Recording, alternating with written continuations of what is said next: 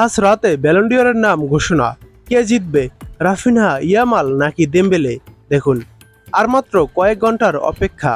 কার হাতে উঠবে বর্ষসেরা ফুটবলার ব্যালন ডি'অরের শিরোপা? শেষ মুহূর্তে চ্যাম্পিয়ন্স লিগ জিতে দৌড়ে সবার চেয়ে এগিয়ে রয়েছে ওসমান দেম্বেলে। তবে সম্ভাবনা একেবারে উড়িয়ে দেওয়া যায় না ব্রাজিলিয়ান ও বার্সা ফরোয়ার্ড রাফিনহাকে নিয়েও। আলোচনা লামিনে ইয়ামাল থাকলেও এই ফুটবল বিস্ময়কর কিছুটা পিছিয়ে রয়েছে। প্যারিসের বিখ্যাত থিয়েটার দ্য শাতলিওটে ব্যালন ডি'অরের আনুষ্ঠানিকতা শুরু হবে আজ সোমবার 22শে সেপ্টেম্বর মধ্যরাতে। এবারের ব্যালন ডি'অর নিয়ে বিতর্ক নেই গেলবারের মতো, তার চেয়ে বরং হাড্ডাহাড্ডি লড়াইয়ের আভাস রয়েছে।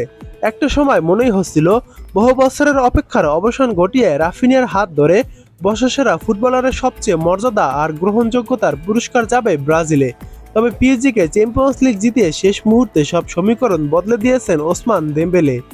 আলোচনার টেবিলে আগামীর তারকা লামিনে ইয়ামালকে নিয়েও ঝড় উঠেছে বেশ। সম্পূর্ণ নতুন কারো হাতে যে ব্যালন ডি'অর উঠতে চলেছে তা প্রায় নিশ্চিত শতভাগ। যে রেসে সবার চেয়ে এগিয়ে ওসমান দেম্বেলে।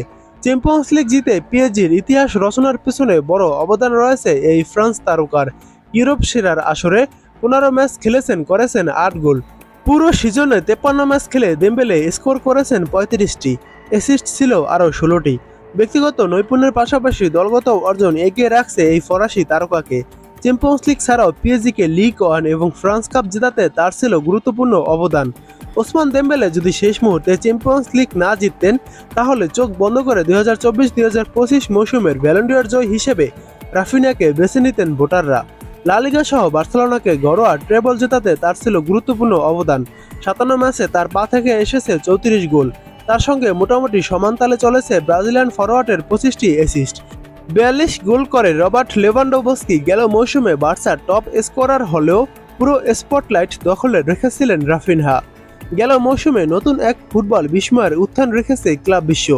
ফুটবল ক্লাব বার্সেলোনার ঘরোয়া ট্রেবল জয়ে যার ছিল অসামান্য অবদান। 55 ম্যাচে তার 18 গোল অনেকের কাছেই হয়তো সামান্য, কিন্তু যদি বলা হয় এর সঙ্গে ছিল আরও 25টি অ্যাসিস্ট, তবে বিবেচনায় নিতেই হবে আগামীর এই তারকাকে। তবে বয়স আর পারফরমেন্স বিবেচনা হয়তোবা সরাসরি ব্যালন ডি'অরের বদলে তাকে সেরা উদীয়মানের তালিকায় রাখবেন বোদ্ধারা। ব্যালন ডি'অর জয়ের 30 জনের তালিকায় মোহাম্মদ সালাহ, হ্যারি কেইনদের মতো বড় তারকাদের নাম থাকলেও এবার সম্ভাবনা ঘুরপাক খাচ্ছে এই 3 জনকে ঘিরেই। সে যাই হোক, নতুন বর্ষসেরাকে বরণ করে নিতে প্রস্তুত প্যারিসের বিখ্যাত থিয়েটার দ্য শাতলিয়ে। মর্যাদার এই মঞ্চে এবার উপস্থাপনা করবেন ব্যালন ডি'অর জয়ী সাবেক ফুটবলার রুট গুলিট। তার সঙ্গে আলো ছড়াবেন ব্রিটিশ সংবাদ উপস্থাপিকা এবং ক্রীড়া সাংবাদিক কেট স্কট। আপনাদের কি মনে হয় আজকে ব্যালন ডি'অর জিতবে, রাফিনহা, দেম্বেলে নাকি ইয়ামাল? কমেন্ট করে জানাতে পারেন আপনার মূল্যবান মতামত।